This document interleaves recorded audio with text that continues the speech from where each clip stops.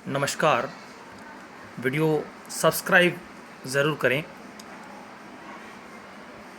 वर्ग 3 शिक्षक वर्ग 3 के लिए सीटेट के लिए रिट के लिए ये वीडियो बहुत ही ज़रूरी है। गणित विषय के अंदर बहुत अच्छी जानकारी आपको इस वीडियो में दिखाई गई है। वीडियो पूरा देखें।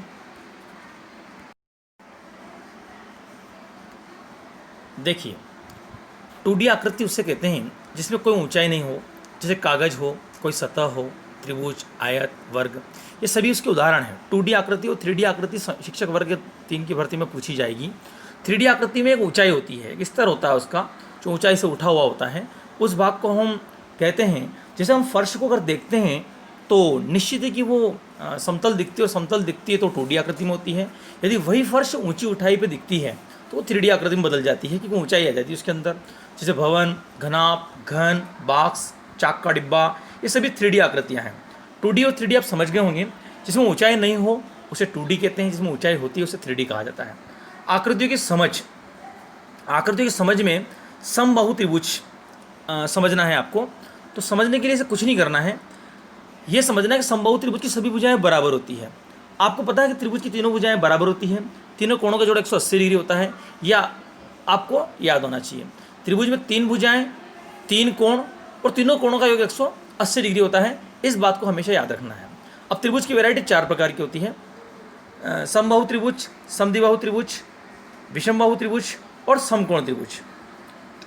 ये एक दर्शाया नहीं मैंने, तो याद रखें। समकोण त्रिभुज की पहचान रहती है, उसमें 90 डिग्री का एंगल ज़रूर होता है। ठीक है, अब हमें ठोस आकृति की समझ करना है। ठोस आकृति मतलब बैलन, गोला, घन, घनाभ, अर्धगोला, जो ऊंचाई के स्थान के साथ साथ स्थान गिरती है, इसमें एक ऊंचाई शब्द होता है और साथ साथ स्थान भी गिरती है। इससे आकृति को हम ठोस आकृति का दर्जा दिया जाता है। घन या घनाभ में जानकारी होना जरूरी है आपको, क्योंकि ये भी शिक्षक वर्ग 3 की भर्ती में पूछा जाएगा। घन या घनाभ में 6 सतह होती है। सतह मतलब फलक भी कहते हैं उसको। 8 कोने होते हैं, कोने को शीर्ष भी कहते हैं। 12 किनारे होते हैं, किनारे को कोर भी कहते हैं। जैसे घन चाक का डिब्बा, लूडो, और घनाभ के लिए डस्टर, बॉक्स, भवन, ये उदाहरण दिए गए हैं।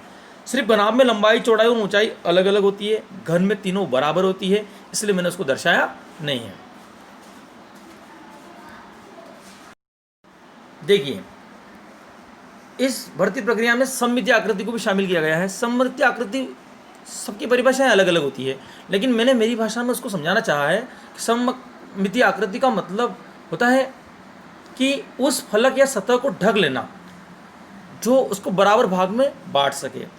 ढकने से मतलब आपने हाथों को देखा होगा, एक हाथ को दूसरे हाथ से ढक के देखिए, अगर पूर्णतः वो आराम से उसको ढक देता है, मतलब दूसरी परछाई उसे नहीं दिख पाती है, उसे सममितीय आकृति को मेरे भाषा में मैंने समझाया है इसको, और आप समझ लीजिए। उसका उदाहरण मैंने दिए हैं। समबाहु त्रिभुज में सममिति 3 होती है। क्यों होती है? कि उसके तीनों प्रकार से उसको ढक सकते हैं, क्योंकि तीनों भुजाएं बराबर होती है। आयत में 2 होती हैं, क्योंकि एक इस फोल्ड से कर सकते हैं, एक उस फोल्ड से कर सकते हैं।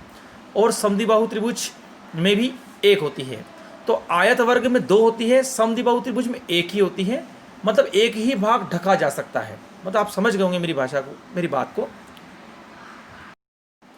हाँ, आपने अभी तक जो समझा है वो सब गणित के 3-4 नंबर दिलाने के लिए आपको पूरा प्रयासरत है। पेडालॉजी में भी इसकी जानकारी ली जा सकती है। जैसे पेडालॉजी में कैसे पूछा जाएगा प्रश्न आपसे कि समकोण त्रिभुज नहीं परिभाषित करता है। नंबर 1 समबाहु त्रिभुज, नंबर 2 विषमबाहु त्रिभुज, नंबर 3 समकोण त्रिभुज, और चौथा इनमें से कोई नहीं। तो आपको समझ में आ जाएगा कि समकोण त्रिभुज ही इसको परिभाषित करता है। अब और देखिए, आपसे पूछा जाएगा कि सममितीय आकृति कौन नहीं है, तो आपको प्रश्न दिया जाएगा, आपको बताना पड़ेगा। नंबर 1 आयत, नंबर 2 वर्ग, नंबर 3 समद्विबाहु त्रिभुज, नंबर 4 विषमबाहु त्रिभुज। तो इसका उत्तर है विषमबाहु त्रिभुज, क्योंकि इसमें सममितीय आकृति नहीं होती है। ठीक है,